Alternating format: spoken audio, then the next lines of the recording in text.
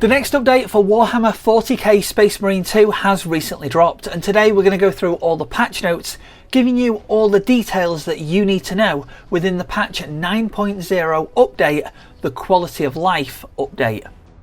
We're going to start with the data vault that was added in a previous update. The 9.0 update gives new ordeals for Siege mode, a new data vault rewards screen with an updated UX, and a new entity, the Trigon, based in the Tyranids tab, is now in the data vault. The game director has said the following: "We are adjusting data vault UI and internal unlock logic to make it expandable in the future, so adding new entries to it would not affect already given out rewards." This makes a lot of sense as more things get added to the game. The data vault should update accordingly and reward you for still continually making progress. In terms of gameplay and balancing tweaks, the Chainsword and Power Sword ground and pound damage has been increased to match the Power Fist and Thunderhammer. The game's director says this should add more variety to the Assault class, because all of the one-shot builds implies having a Thunderhammer and a Power Fist exclusively. PvE melee weapons have also seen some changes, and as mentioned in the previous patch 8.0 update, it was talked about with this update, the 9.0 update, focusing more on weapons and balancing them out a little bit more. You can see a quote on your screen now from the game's director. They talk about stats distribution being complex and it wasn't following the same rules set as Firearms. Popular weapons might not be as useful now as they once were, and some of the least popular weapons might be more effective, but it is something that they're continually looking at. Melee weapons have been updated to streamline the experience. Balanced weapons now have moderate damage and moderate speed, so they are balanced. Fencing weapons will offer faster speed but lower damage, and block weapons will be slower but deliver the highest damage. The game's director goes on to say that some weapons are more effective than others, but the patch is wanting to focus on actual versions of weapons balancing out, and not necessarily the balance between each weapon. You can see some examples of which on your screen now that cover the different types of bolt rifle. This includes spread recoil, headshot damage, clip size, reserve ammo, base damage, all of which have been changed. But there's plenty of other weapons that have seen changes. I'll let you read up on those yourself by clicking through to the actual patch notes, which I've left in the card above and a link in the video description below. Class perks have also seen further updates in the 9.0 patch. In the Assault class, Winged Fury, Defense Mechanism and Hammer of Wrath have all had the perks slightly reworked, while Active Attrition and Smiting Angel have seen their damage increased. The only other perk that's been updated is in the Heavy class, and this being Thermal Boost, which has been reworked, but it also has seen its damage increased. Continuing on with Firearms, and this is for PvE only. Auxiliary Grenade Launcher has seen the amount of grenades received from pickups increased. The Inferno Pistol has seen its base damage increased. Gun strike damage has been increased, as well as knockback radius. There's also been a fix to the typo in a perk description. Sticking with the Inferno Pistol for a moment, and the game's director does state that they want to make this particular weapon a dedicated crowd control weapon. But they also want to make sure that it performs well outside of crowd control situations. It is a sidearm, so it's something that you wouldn't be using as your go-to when it comes to combat. Normally these are in reserve if you've got no ammo, but it can be used in desperate situations, if it's good enough, and it certainly does do a job. Further changes see the Bolt Pistol's gun strike damage increased by 25%. The Neo Volkite Pistol's contested health recovery has been greatly increased and is now in line with the other pistols. In terms of combat quality of life, anti-stun lock has been added. This is great if you're surrounded by a load of enemies and you just keep getting hit from all angles. If you receive multiple hits in quick succession, the duration of the next heavy hit will be reduced by 80%.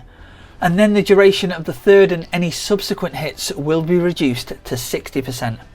This is really good, and it means that you're not stuck in a loop when there's a load of enemies around you, and you can actually break yourself free and get back on the offensive. Also, anybody who plays the assault class is now invulnerable during the ground and pound landing animation. This patch also fixes several issues to the power sword stance changing during certain animations, as well as the charge progress for the plasma incinerator no longer resetting when heavy enters its heavy stance. There's also been lots of minor improvements in general responsiveness to the combat, but this is not detailed in the patch notes. Moving on specifically to Siege Mode, and in terms of the Siege Mode shop, lots of items have had their cost reduced. This will make it easier to gain Guardian Relics, armour boosts, as well as the Dreadnought that little bit quicker. The Dreadnought incidentally now lasts for longer. Instead of being with you for 3 minutes, you now get it for 5 minutes, so again, make the most of this. Guardsmen's HP and damage have been increased, and this is slightly different depending on the difficulty you're playing on.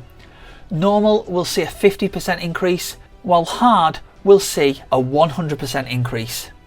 After the 16th wave of enemies, the game's logic has been slightly changed. For every third wave after the 16th, it can spawn 1 or 2 terminus enemies, with every 5th wave spawning 2 or 3. The game's director says that this shouldn't affect the game's difficulty, but it should make it more predictable. For me, it's a firefight mode, so you do want that little bit of a challenge, but also have a good idea of what to expect next. It helps you plan ahead to make sure that you're armed up correctly for the fight. Siege Mode is also seen multiple fixes with enemy spawns. Fixed issues with enemies getting stuck at their spawns, as well as issues with the player not being able to progress to the next sector. Lots of minor fixes have been done to Siege Mode level geometry and collision detection. Also, if you're completing waves using the Assault class, you'll now be able to unlock the Inferno pistol skins. PvP has also seen some small changes, and there's now an extended list of available weapons across the Tactical, Assault, Sniper, Vanguard and Support classes. It's primarily melee weapons and pistols, but there's still more available. PvP progression has had its XP recalculated, which means the experience required to earn certain rewards is now reduced. This means you can level up faster and the mode itself becomes more rewarding. Private lobbies have also seen some minor fixes. Generally, Space Marine 2 has seen some changes right across the board that affect all modes. In terms of AI, Neurothropes sometimes dealt too much damage during its beam attack. Lictors could spawn invulnerable in some rare cases, and cultist snipers could fire twice. These have all seen fixes. There's also been some minor animation fixes to various other enemies. There's also been some minor fixes to customization parts and emblems. But specifically, a fix has been reverted that made it impossible to put a decal under geometry of the knee pads. Other fixes include that of the gunstrike prompt, which wasn't appearing after a perfect parry in some rare cases. The battle focus perk not being triggered for the perfect block or perfect parry. Blocking weapons do not apply the increased damage taken after a perfect parry debuff on some enemies. In some cases, visual effects of explosions and smoke displayed to the players in the form of large orbs in rare cases, and the bots displayed on the loading screens didn't match the bots that appeared within the level. All of these have been fixed. There's also been some minor animation fixes for the player, minor UI and sound fixes, as well as some improvements and localization fixes. Finally, in terms of tech, crash fixes, stability improvements, matchmaking and network stability fixes, minor performance and optimizations, as well as improvements to the game's modding capabilities. The game's director does say that this patch doesn't have a fix for the server crash that plagues the community in Siege Mode, and it has been difficult to identify it, but it is something that they're looking to find a solution for. Okay, while this isn't perfect for players, they are working to fix it. They're being upfront, they're saying that they know that there's a problem and they can't find a fix for it just yet, and I don't mind this when developers are upfront. If there was a problem and it was being completely ignored, that's a different story. So that was everything with the Quality of Life patch 9.0 update in Warhammer 40K Space Marine 2. I've given some of my opinions throughout this video, but what are yours? Feel free to leave them in the comments below, like, share this video if you found it useful, and if it's Space Marine content that you're after, there's plenty of other videos on the channel. I'll leave a link to some of them on your screen shortly.